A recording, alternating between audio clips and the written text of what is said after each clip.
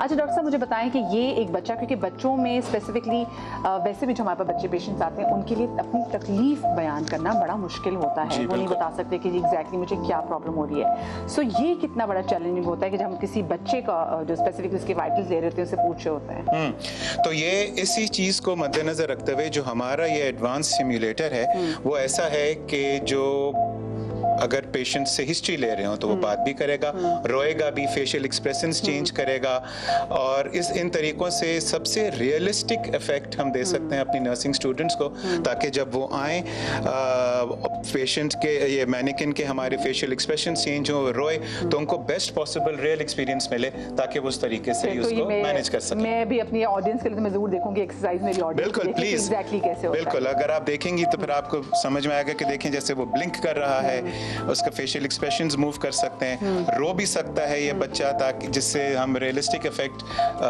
Create कर सकें और हमारी नर्सेज उसको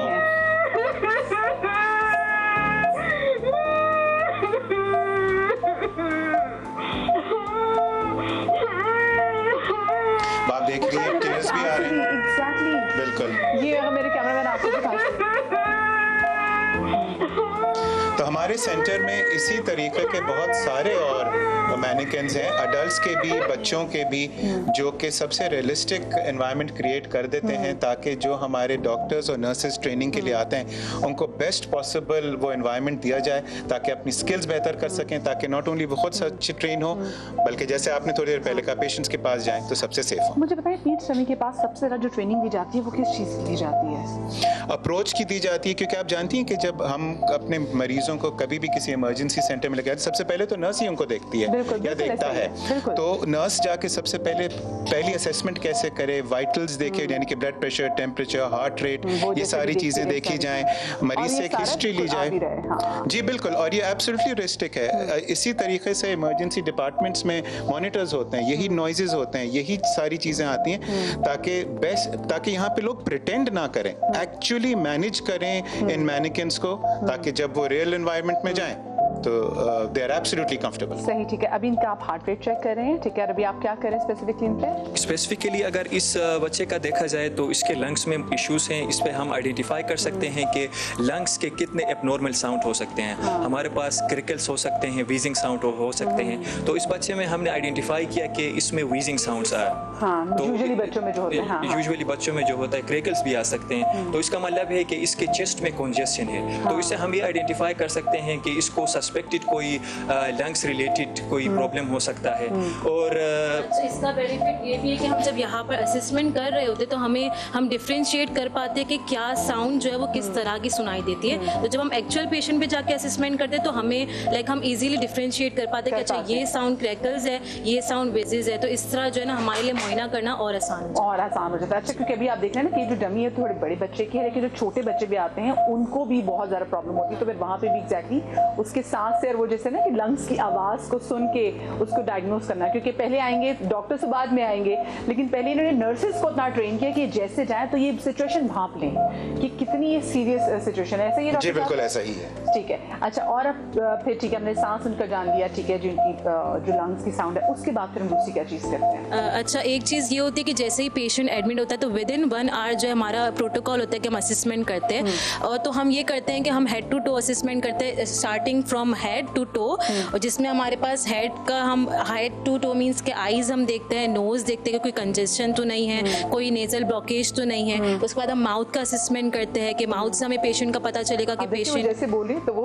जो डमी है उनकी तरफ देखती है मुसलसल आंसू। तो ये है कि माउथ का जब असेसमेंट होता है तो माउथ में हम देखते हैं कि पेशेंट का माउथ मॉइस्ट है या नहीं, कोई डिहाइड्रेशन की साइंस तो शो नहीं कर रहा पेशेंट। उसके बाद हम पेशेंट की पल्सेस चेक करते हैं, जिसमें हम कैरोटिड पल्स चेक करते हैं, ब्रेकियल एंड देन रेडियल, और फिर हम डोर्सल पेडालिस, हम ये सारी पल्सेस चेक करते हैं। उसके बाद हम जो है वो लंग्स और हार्ट की साउंड्स हम देखते हैं, जैसे कि वसीम ने आपको बताया। और उसके बाद हम स्किन असेसमेंट करते हैं कि पेशेंट के स्किन पे कोई ब्रूजेस तो नहीं है। और ये सब असेसमेंट करने के बाद हम डॉक्यूमेंट करते हैं कि जब पेशेंट हमारे पास आया तो वो किस कंडीशन में हमारे पास आया। क्योंकि अभी तो हमने देखा ना कि बच्चे पे कैसे, क्योंकि हम आगे आपको जाएंगे CPR कैसे देते हैं, तो जो लोग घर से आए थे बड़े परेशान होते हैं, उनके साथ बात कैसे करनी है, उनको मुतमईन कैसे करना है, तो ये ट्रेनिंग कितनी इंपॉर्टेंट है इनके लिए? बिल्कुल, आप बहुत इंपॉर्टेंट पॉइंट की आपने इस वक्त बात की है, और ये काउंसलिंग स्किल्स जो होती हैं और communication skills is something we take give this a lot importance at Aga Khan University. तो फिर इसके सिमुलेशन बेस्ड एजुकेशन जो आप अभी देख रहे हैं ना, उसके अंदर हम सिनेरियोज डेवलप करते हैं। अब जैसे ये एक सिनेरियो है बच्चे का बीमार होने का जो कि किया जा रहा है, कम्युनिकेशन स्किल्स का एक और सिनेरियो होता है जिसके अंदर जो मेडिकल एजुकेटर्स होते हैं वो बाकायदा इसी तरीके का सिनेरियो बनाते हैं कि एक बीमार बच्चे के साथ उसके पेरेंट्स से बात कैसे करनी है, किस तरीके से उनको समझाना है मर्ज के बारे में, और वो कम्युनिकेशन कैसी होती है। आप समझती हैं बाज़ औक़ात लोग पेरेंट्स जो होते हैं परेशान होते हैं, नाराज़ हो सकते हैं, एंग्री एग्रेसिव होते हैं, लेकिन as medical doctors and nurses हमारा क्या लाएमल उसमें इख्तियार हमें करना है, हमें बात किस तरीके की करनी है, ये सारी ट्रेनिंग्स यहाँ पे होती हैं। उनको काम डाउन करना बहुत ज़्यादा ज़रूरी है। मैं एक छोटी सी ब्रेक के बाद वापस आते कहीं बताइए।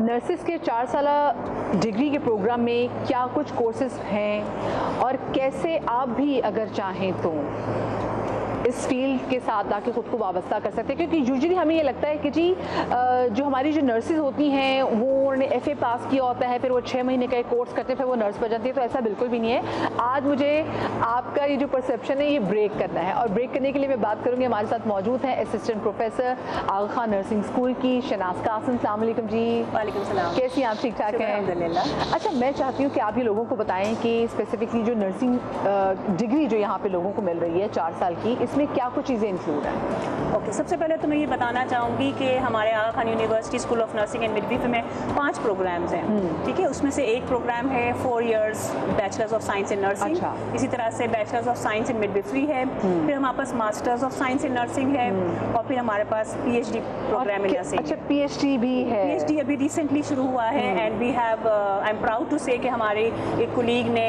अभी रिसेंटली जो है PhD नर्सिंग कंप्लीट किया है from Aga Khan University, and there are 3 more students who are enrolled in this. ये बड़ी ज़बरदस्त बात है, क्योंकि यूजुअली हमारे यहाँ, मैं अभी जब यहाँ पे नर्सेज से बात भी करी थी तो मुझे इतना अच्छा लग रहा था उनसे बात करते हुए, क्योंकि वो बड़े अच्छे तरीके से कम्युनिकेट भी कर रहे थे, और उनको दोनों लैंग्वेज, चाहे वो उर्दू या इंग्लिश पे अबूर हासिल था। अच्छा, मुझे ये बताएं कि अगर कोई आना चाहे इस फील्ड में तो उसके लिए क्या कुछ ज़रूरी है? पहले इसको किस चीज़ की डिग्री लेनी चाहिए? देखिए, हमारे पास साइंस का इंटर होना ज़रूरी होता है। You have to have certain percentage 60+, और फिर आपके पास आपने की हो? जी, FSC किया हो आपने, हाँ, ठीक है, इन इंटर साइंस, और फिर आपने जो इंटरव्यू देना होता है, and there are some general knowledge and science and logical reasoning के टेस्ट होते हैं। जब कोई पर्सन वो चीज़ पास हो जाता है, and I would like to specify male female दोनों अप्लाई कर सकते हैं, तो फिर अगर आपने इंटरव्यू पास कर लिया, एडमिशन आपका हो जाता है, then I think they are one of the fortunate people कि उनको इतनी अच्छी जगह पे नर्सिंग का प्रोग्राम करने मिलेगा, बैचलर्स डिग्री मिलेगी। अच्छा, बैचलर्स की आप लोगों के पास डिग्री 4 साल की है जी। उसके बाद जो मास्टर्स की अगर डिग्री करना चाहे तो वो कितने साल की डिग्री है? मास्टर्स की जो है डिग्री वो 2 साल की होती है। वो ऑफ कोर्स आप इस 4 साल के प्रोग्राम से निकलेंगे, फिर वो 2 साल आपका मास्टर्स होगा। बट मोस्टली हमारे पास ऐसे होते हैं कि जो भी हमारे पास नर्स लीडर्स होते हैं, जैसे स्कूल में वो नर्सिंग स्कूल में प्रिंसिपल्स हैं, हॉस्पिटल में वो हेड नर्सेज हैं, लीडर्स हैं, so they come back for masters, because masters में हमारे पास research and scholarship and evidence based thesis writing के ऊपर बहुत ज़्यादा फोकस मुझे है। एक बात so they literally engage in a research project कि वो एक रिसर्च प्रोजेक्ट को उठाते हैं और उसके ऊपर पूरा रिसर्च करते हैं। यूजुअली मैंने लोगों को देखा है कि लोग नर्सेज के हवाले से, अगर हम वेस्ट में देखें तो वहाँ पे तो देखते हैं कि बहुत अच्छे पढ़े लिखे हैं, वहाँ पे नर्सेज को देखते हैं। यहाँ पे भी मैं स्पेसिफिकली देख रही हूँ, यहाँ पे लोग ना समहाउ नर्सिंग के प्रोफेशन से खुद को ना मिलाना नहीं चाहते। उनको लगता है कि यहाँ पे पैसे नहीं है, और कोर्स फिर लोग कहते हैं हम इतनी मेहनत करें और फिर आपको पैसे ना मिले। तो मैं यहाँ पे देख रही हूँ कि यहाँ पे जितने मैं लोगों से बात भी हुई है, जितने नर्सेज से मेरी बात भी हुई है, तो मुझे जान के खुशी, और उनको देख के लग रहा है कि हाँ they are like highly paid, they are well paid, हाँ, इफ नॉट हाईली। हाँ, मैं समझती हूँ कि अगर आपको नर्सिंग में, टीचिंग में आना है तो आपका एक पैशन होता है, ठीक है। अगर आपको नर्स बनना है, किसी की खिदमत करनी है, अपनी मुल्क के लिए, अपने कौम के लिए, अपने लोगों के लिए कुछ करना है, उनकी हेल्थ स्टेटस को इम्प्रूव करना है, और एट द सेम टाइम अगर आपको टीचर बनना है तो ये दो प्रोफेशंस जो है ये अभी स्टैंडिंग में आ रहे हैं, बट इसमें इतना पैसा नहीं है, but it's up to you what you want, right? अगर आपको पैसे वाली फील्ड में चाहिए तो फिर probably you will have to go in some other more fast making money वाली फील्ड में चले जाए। लेकिन आपको लगता है कि वो यहाँ पे मुझे लगता है होता है लोगों का कि आप कौन से फील्ड में जाना चाहते हैं। स्पेसिफिकली वो लोग, मुझे लगता है जो लोगों से डील करते हैं, जिनकी पब्लिक डीलिंग होती है, they should be well paid, ताकि वो मुतमईन होके, इत्मीनान होके, पीस ऑफ माइंड के साथ वो काम करें। अच्छा।